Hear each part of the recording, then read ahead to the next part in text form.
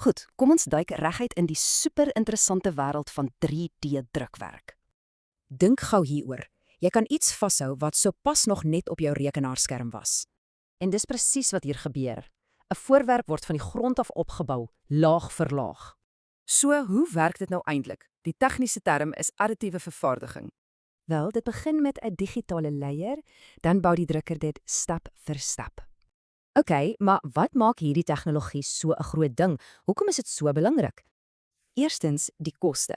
Dis baie goedkoper, wat produksie vir almal oopmaak. Dit skuif kragtige tegnologie uit die fabriek uit en sommer direk in jou huis in. En hierdie sê dit perfek. Jy maak presies wat jy nodig het, net wanneer jy dit nodig het. Maar dis natuurlik nie perfek nie. Daar is ook 'n paar praktiese hekkies om te oorkom. Kyk, die ontwerp kan lank vat en die materiaal is duur. Daar is nog heelwat nadele. Daar's ook tegniese perke, soos grootte en spoed. Dit is nog nie ideaal vir massaproduksie nie.